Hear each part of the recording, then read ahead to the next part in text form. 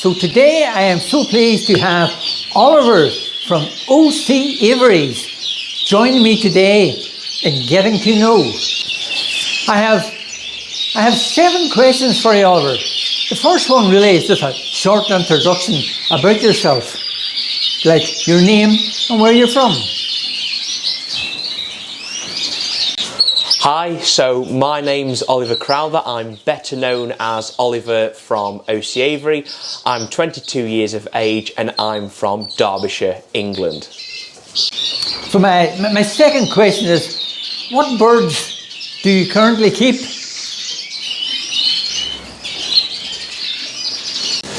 So primarily I'm a British bird specialist, so they're really what I have a big interest in. The 2 main species I do for myself personally is the lesser redpolls and the European greenfinches, and I breed them for exhibition as well. We're also doing a conservation project at the moment, and we'll be doing over the next couple of years with European twite. So it's actually the British twite we're working with, the British subspecies known as the pipilans. I've got some behind me in these cages and some in the flight cages here. So they're sort of my main 3 British bird species I work with. I've also currently got 2 pairs of hawfinches. We pretty much bred them this past breeding season, had some relative success with them, which was good. But I've also kept loads of other things. So I've had native bullfinches, Siberian bullfinches, native and Siberian goldfinches, chaffinches, bramblins, siskins, crossbills. I've had pretty much all of the British finch species, if you like. I've had yellowhammers in the past, and I've sort of dabbled in softbills. I'm looking to go more into softbills for next year, and I also do keep canaries, and I've bred canaries for a couple of years now. Mainly at this moment in time, we're doing North Dutch frill canaries, and I'm also showing them. So mainly British birds, couple of canaries, and I do dabble in softbills very occasionally, and mules and hybrids I will also attempt to. And question number 3 to you, Oliver, is what first got you interested in bird keeping? So it's difficult to pinpoint exactly what the initial thing was that got me interested in bird keeping. I am a first generation bird keeper, so I've not got sort of a father or a grandfather or anything like that that's kept birds in the past, particularly unless we're counting sort of a pet budgie back in the 70s and 80s, then it's not something that's running the family particularly. From about 4 years old or so, I'd always had an interest in birds. My dad was a keen bird watcher back when he was younger, and I had an interest in birds like that. So my dad sort of introduced me to birds in general. And then literally from being about 4 till 10, I absolutely loved going bird watching, looking at the wild birds in the garden, seeing them come on the feeder and learning all sorts of things about them. And that was, a really enjoyable time. And I'd spend hours studying sort of little bird dictionaries, if you like, as a child, and learned a lot about birds from there. And then ended up in about, I think it was 2013, so I was 10 years old at the time. We hatched some chickens in an incubator in the house. They were gold-spangled Thuringian chickens. We had some hatching eggs. I got to witness life develop in these eggs. We candled them, and then the chicks eventually hatched, and we reared those chicks, which was a fantastic experience for me. And then my brother as well, my younger brother, he always found that interesting. So that was really where my first bird keeping came in, was actually chickens.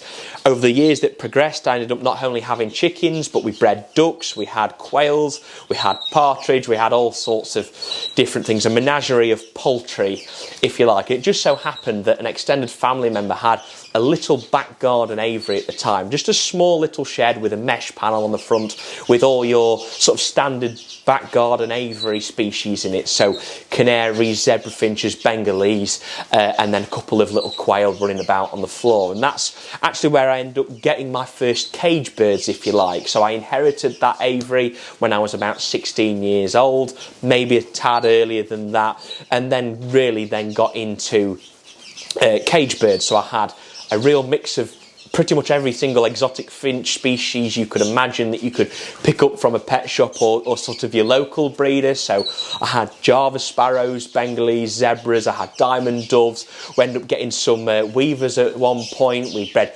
cockatiels, linellated parakeets, kakarikis, different crossbred canaries, and then Chinese painted quail, Japanese quail, bobwhite quail, chukar partridge, all in the bottom. And that was really amazing. And then it ended up where I sort of, because I had the interest in British birds from being a kid, I always saw that as more the end goal and the next step for me. And it ended up where about 6 or 7 years ago now, I actually got my first British birds. And then since then, all the exotics went. We built bird rooms, built specific places for breeding our British birds.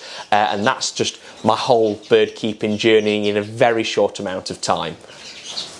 And question number 4 is, do you show your birds? And what do you actually get from showing them? Yes, I do show my birds. I absolutely love showing. So this is now my 5th year showing. So I'm actually coming out of the novices now. So I'm in my last year as novice, which is the 2024-2025 show season.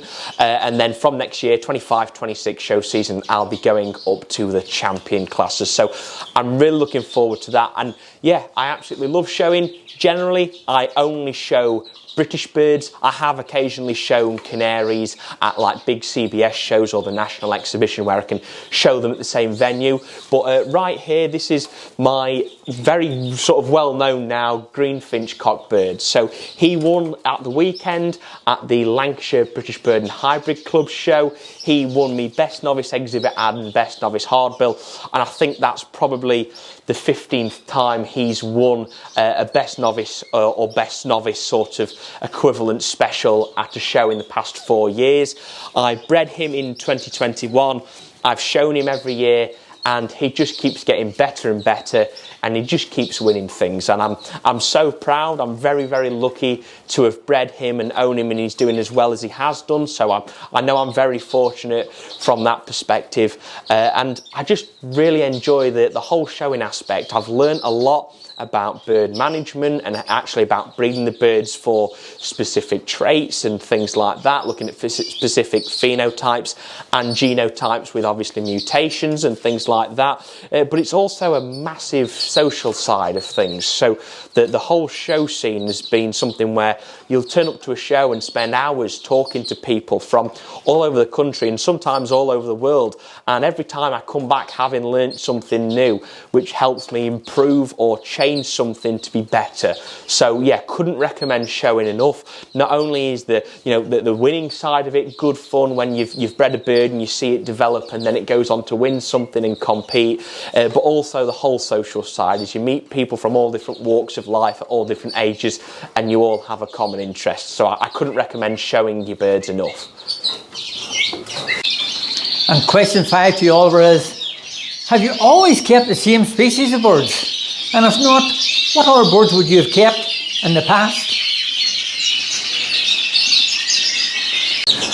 No, I haven't always kept the same bird species, but I think in terms of what I'm doing now with them, how successful I've been breeding them and showing them, I've not kept anything else to any sort of comparative. So like I mentioned earlier, my bird keeping journey really began with chickens, keeping chickens, and I bred chickens. I've had all sorts of different breeds and things from all over the world, which has been really good, really entertaining. I've bred ducks, so we had magpie ducks. I did quite well with them from a breeding perspective, and they were huge. I mean, we had one drake that must have been nearly the size of a goose. His name was Coco, and he'd follow me around and he'd quack at me all the time. It was brilliant having the ducks particularly. And the chickens would sometimes wander into the house in summer when I'd let them roam about. I kept quail, so I used to breed Chinese painted quail, button quail, whatever you want to call them. We probably at one point had 150 of them in a pretty big aviary.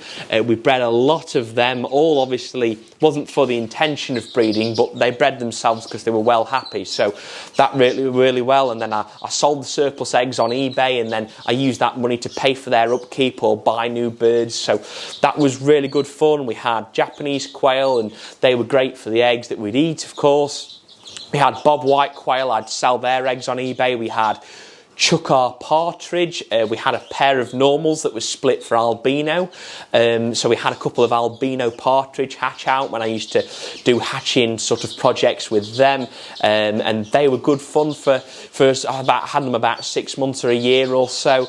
And then on the cage bird side of things, I couldn't list you almost everything I've had because I've had so many species, but I've had a lot of your standard expected back garden aviary species. So bred all sorts of crossbred canaries, bred loads of zebra finches. Actually, sort of the first birds I bought as a cage bird were rescuing a flock of 25 zebra finches from the local RSPCA, and so when we did that, the whole population boomed. We probably had 50, 60, 70 of them at any one point, and had to send a lot of those off to pet shops and things because we was quickly overrun with them. I've bred Bengalese, I've had Gouldian finches, yellow bishop weaver finches we had. They were really good fun seeing them weave the little nests in like bamboo and stuff. I had linellated parakeets, lovebirds, cockatiels. I ended up at one point breeding that many cockatiels and hand rearing a lot of them that we had people coming from all over the country for a pet cockatiel, which was mental. We had kakarikis for a short amount of time. We've had plenty of other sort of odd finch species in terms of exotic birds, and then obviously native bird side, it's a completely different ball game. I mean, I had a bearded reedling a couple of years ago that's a soft bill. I had a pair of black redstarts that's a soft bill. I now realise, it's sort of looking back, just how rare they were, and sort of how special it was for me to have had a captive bred pair that I could have gone on to breed. We've had hawfinches, chaffinches, bramblins, siskins, redpolls, mainly lesser redpolls. I've had the odd Arctic redpoll, European greenfinches, Siberian native bullies, Siberian native goldies. So I've had 30, 40, maybe even 50 different species of finches probably, and then different other types of game birds, and a couple of soft bills as well. So you name it, I've probably had it or been very close to buying them. And question 6 is, what keeps you interested in the hobby?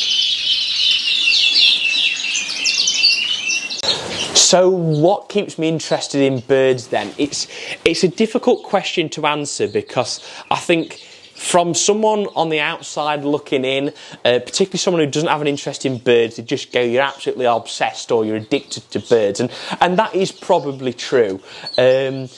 But I just find them so interesting. I think, because I've got an interest in not only just bird keeping, but also the wild birds and going bird watching and things like that, that really does help. So from a bird keeping point of view, I think having multiple species really does help. I think particularly with native birds, something that can, they're not an easy species to keep, or a group of species to keep. They're really not. They each have their own requirements. They each have their own sort of characteristics and sort of, behaviours, if you like. So I think that's interesting. If you have a bad season with, say, redpolls, you might have a really good season with greenfinches. So having multiple species does keep it interesting from that point of view, and you never get disheartened.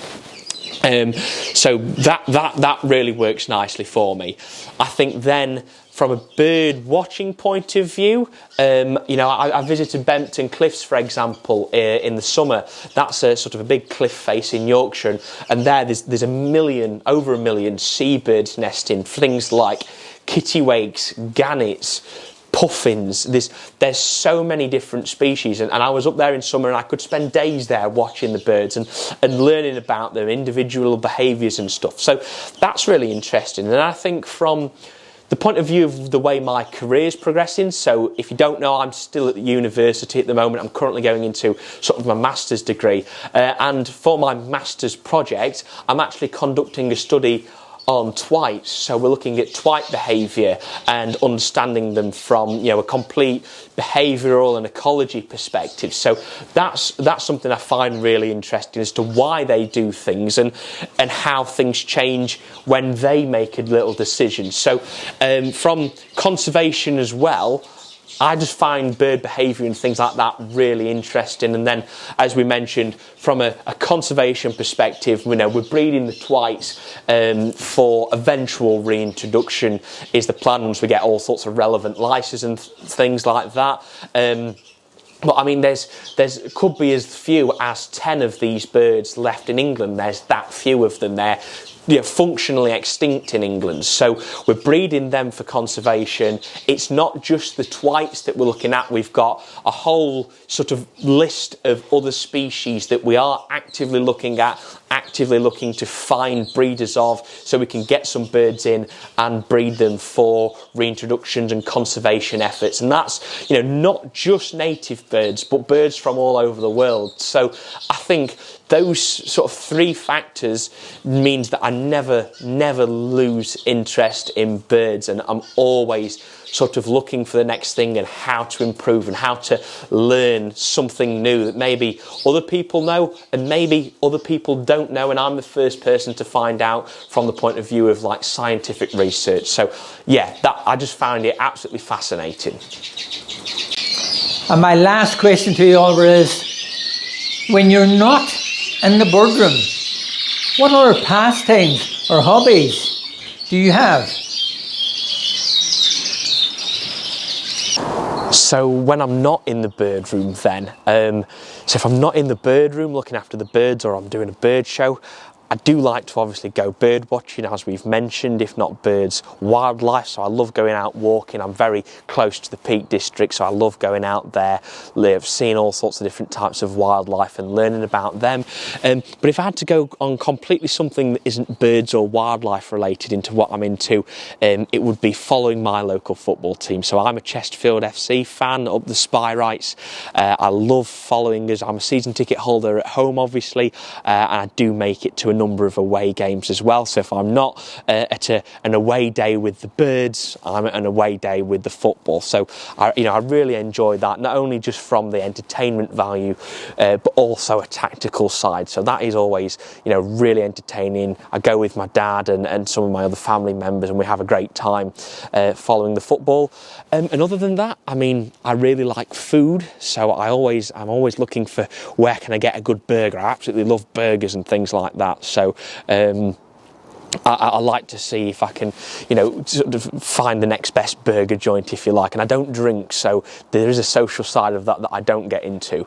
But yeah, I'd sort of say that's me. If it's not birds, it's wildlife and conservation. If it's not that, it's Chesterfield and following my local football team as we try and get promoted for a second consecutive season. So fingers crossed. And a big thank you there to Oliver from OC Aviaries. Get a chance, check out OC Aviaries. Once again, thank you very much, Oliver, for taking part in getting to know